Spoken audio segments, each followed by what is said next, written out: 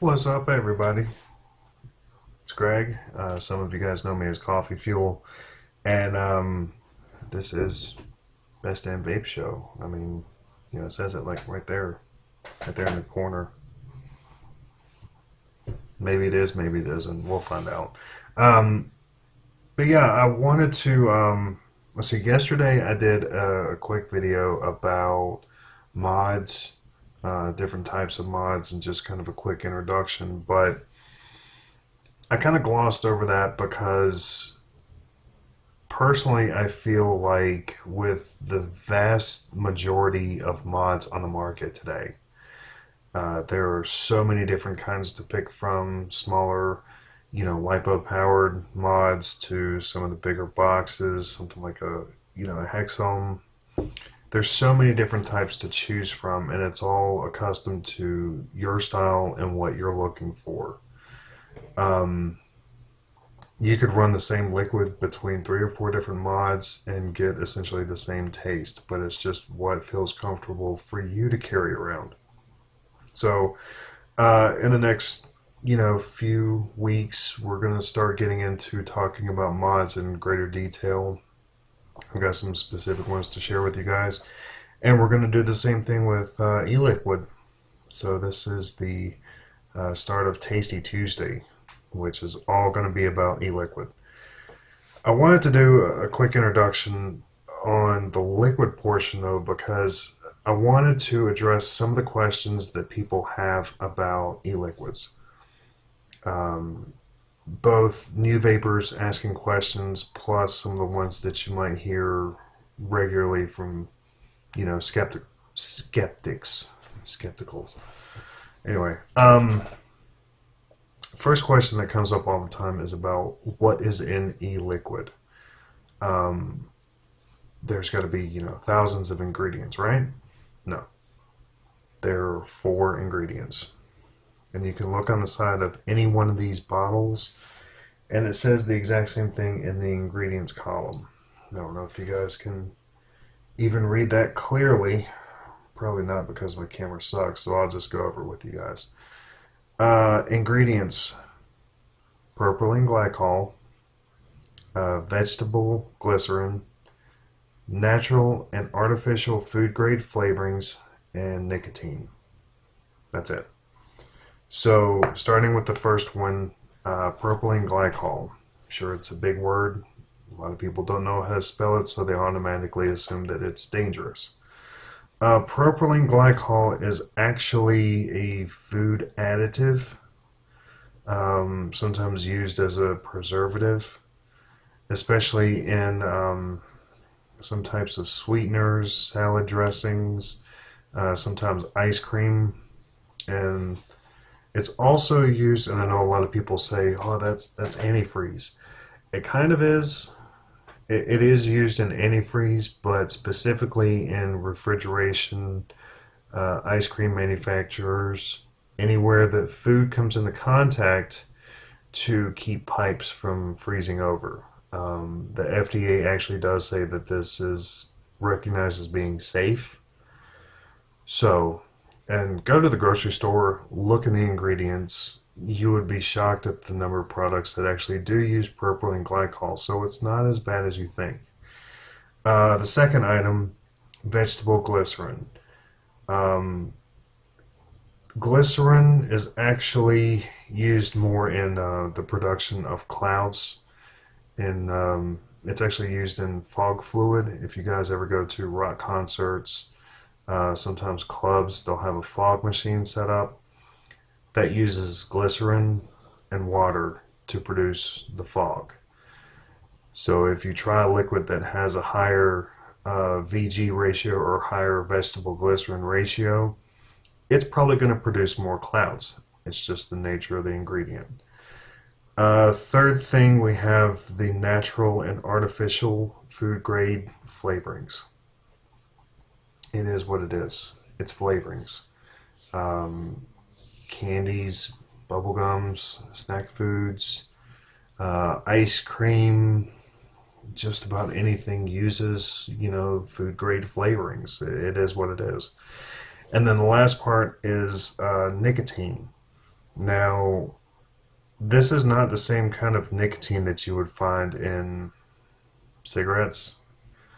It's not the same kind of nicotine that you would more than likely find in the e-cigarettes that Big Tobacco produces. No, this is actually pharmaceutical grade nicotine. It's the exact same uh, ingredient that's used in Nicorette gum, in the lozenges, nicotine patches. Is the exact same nicotine. So, very clean. It is what it is, but you have to use nicotine in a very controlled environment because it is a poison. Uh, liquid liquid nicotine, especially in high concentration, is lethal, but you have to use it in very small dosages. And we'll go into this with other liquids as we take a closer look. But the percentage of nicotine by volume is at such a low percentage that it's tolerable. Um, and actually, a lot of it relates more to what kind of nicotine that you start with. And one of the things that Amy asked in our Facebook group is, what nicotine should new vapors start with? So when you get into vaping and when you start getting into e-liquid, a lot of times, especially in smaller pen type devices like this, they're going to go for a higher PG ratio, higher PG than VG. It's usually like 60 PG, 40 VG, sometimes a 50-50. But those tend to use a higher level of nicotine. Uh, a lot of times they'll recommend, let's say if you were a Marlboro Red or a full flavor smoker, you start at 24 milligrams. Then you go to 18 if you were a light cigarette smoker. I think it's 12 for ultralight, and so on and so forth. When you add in the sub-ohm, that's going to change how much liquid is being burned off. If it produces more vapor, that means that you're going to get more flavor and more nicotine. So it kind of changes things a little bit, and we'll get into that probably in more detail in tomorrow's show. But yeah, a lot of times if you go with more of the pen type designs that has like a 1.2 ohm resistance or 1.5, they'll say anywhere from 12 to 18, 24 max for nicotine. But if you get into sub ohm, probably 6 milligram. It's usually what a lot of shops are doing now. So, next question that we had, and this was also from Amy on the Facebook group: what is the difference in PG and VG ratios?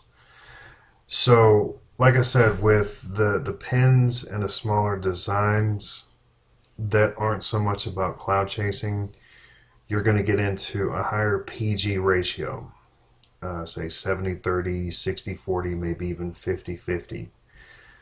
Those will tend to produce more flavor with less cloud production. You're not burning off as much liquid, so you need a higher percentage of nicotine by volume. On the flip side, and this is usually what I use, you're going to get into a higher VG ratio if you want more cloud production. The 60-40, 70-30 is about average with most juices, but if you want to get into much larger clouds, you're going to take out that PG and you're going to get to a higher VG ratio. Because of the amount of liquid that is produced and burned off with these higher ratios, they can get away with using less nicotine. Because by volume, the more liquid you burn off, the more flavor you're going to get and the more nicotine. So it's kind of a catch-22. It depends on what kind of device you want to use. But like I said, we'll get into more detail on that here in the next few days. So yeah, just quick basic questions. I'm sure you guys have a lot more that you want to ask about, and we'll cover these in future shows. Plus, I'll also take a closer look at full juice lines so you understand the flavors that these companies are putting out, the packaging, the labeling, all of that stuff. We're going to get into a lot of detail about liquid. So make sure that you guys subscribe.